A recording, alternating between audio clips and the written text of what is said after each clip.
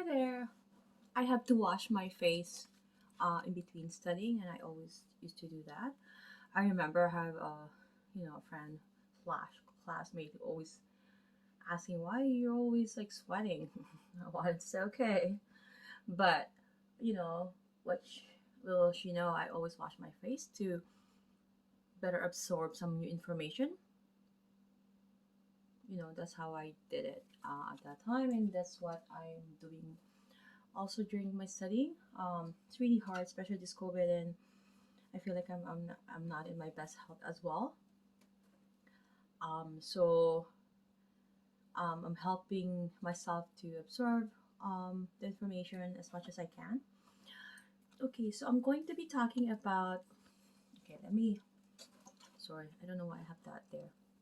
I'm going to be talking about the muscles here of the trachea, the one that hold the hyoid bone.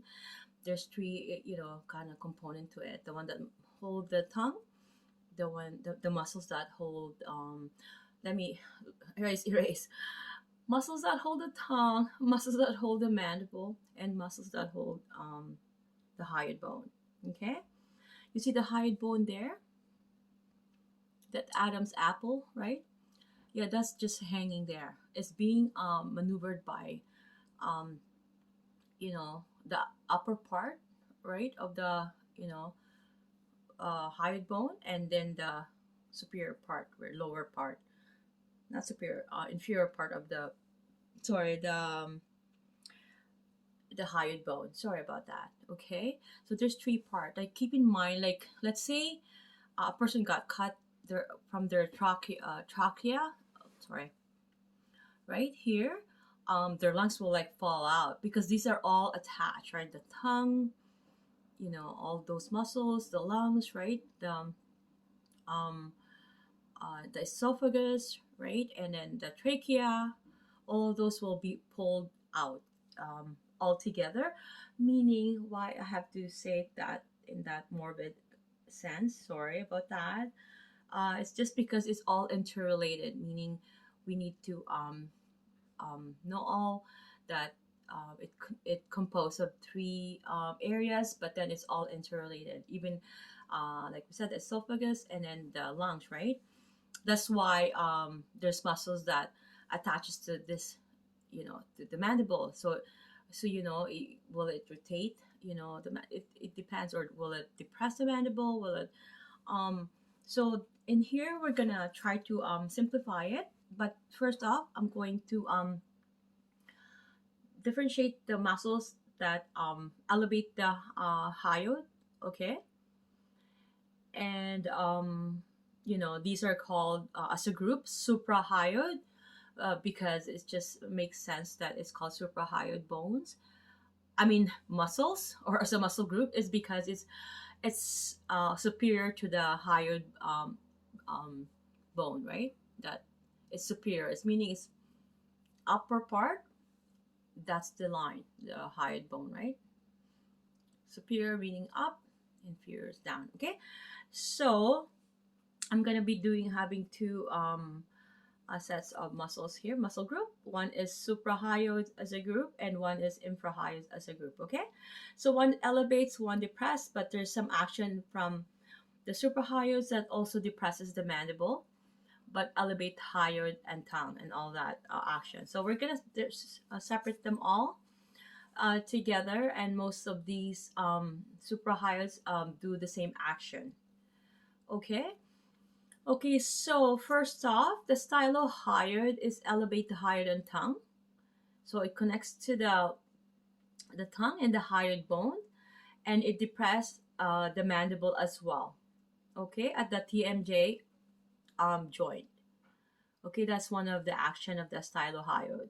This is a long, it kind of looks like a styloid, like those pen styloid style.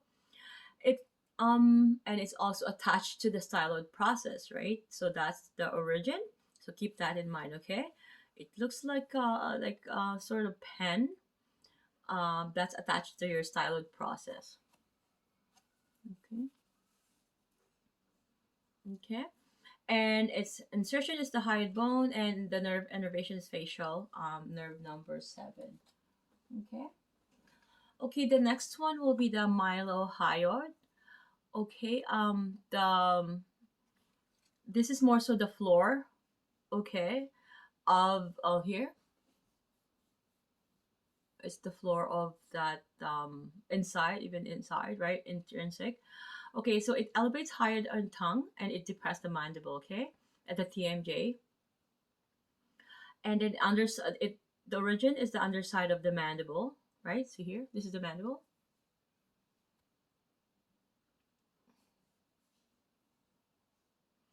And the insertion is at the hyoid bone, okay? And the nerve innervation is trigeminal nerve number 5. And then the number third suprahyoid will be the geniohyoid. Okay, it elevates the hyoid and tongue. It's the same action as the other two. It depresses the mandible at the TMJ joint, and it's also the underside of the mandible, the origin, and then inserted at the hyoid bone. Okay, but it doesn't occupy the whole as much as the mylohyoid. Okay, nerve innervation is C1 and C2. Okay, now before I want to have a breaker before we do the infrahyoids. Okay, I want to talk about um, I'll talk about digastric. Okay, this is part of what's with the digastric. See how it's attached to the mandible and to the mastoid process, and then attaches to the mandible, and then it jumped down to the inferior border of the mandible here. Sorry, here, right? So that's the mastoid process here. Deep to the, it's really deep to the SEM and the splenius capitis. So there's 3 attachment there. So digastric, splenius capitis, and then the SEM was sternocleidomastoid, okay? And the inferior border of the mandible is the insertion. And you see that it links through the that bone, right? That's why it has attachment to the hyoid bone. Okay, it's not part of the supra and infra, but it's attached to the hyoid bone. Therefore, the location will be superficial, still anterior neck, and the nerve innervation is the anterior belly. It has 2 belly, trigeminal nerve number 5, and then at the mandibular division, and posterior belly, the facial number 7. Okay. Now we're gonna go through ahead with the infrahyoids. I'm gonna start with omohyoid. This one depresses the hyoid bone and thyroid cartilage, right? The cartilage, like I said, is that.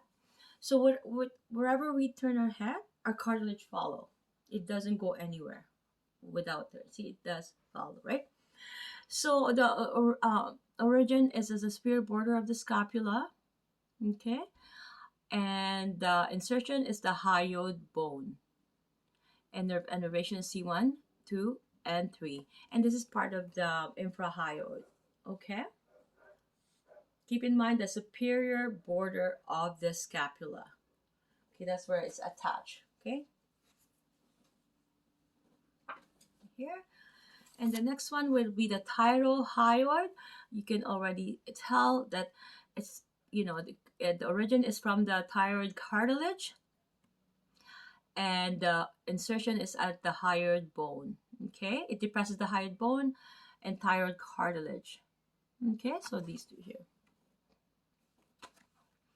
Nerve innervation is C1 and 2, and that's part of the infrahyoid bone. And this one part of the infrahyoid bone also as a group. It's called sternothyroid, and it depresses the hyoid bone and thyroid cartilage as well. And it inserted from the thyroid cartilage right here. And on the insertion, the origin is from the top of the manubrium. Okay? And here. So it depresses the hyoid bone. So it, you know, it, so this is the hyoid bone. It brings it down to where the top of the manubrium. Let's say the top of the manubrium. This one, it brings the hyoid bone down. So if you feel that this is hypertonic or something, these are the sternothyroid. Okay. So nerve innervation is C1, C2, and C3. And the last one for the part for the infrahyoid muscle as a group will be the sternohyoid. Okay, it does depress the hyoid bone and thyroid cartilage. Origin is at top of the manubrium, and then insert at the hyoid bone. Nerve innervation C1, C2, and C3. And I'm going to be talking about this interesting muscle here, the platysma. Okay, this one is more so of a fascial covering, superior part of the pectoralis major.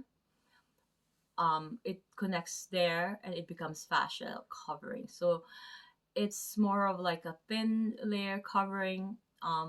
It assists to depress the mandible at the MJ joint, right? And it tightens the fascia of the neck. So I need to tighten the fascia of my neck. So I guess my platysma is not really working. I've been stagnant for the last 2.5 years. So I need to work on my platysma. And it also draw down corner of the mouth. Okay, so the corner of the mouth here.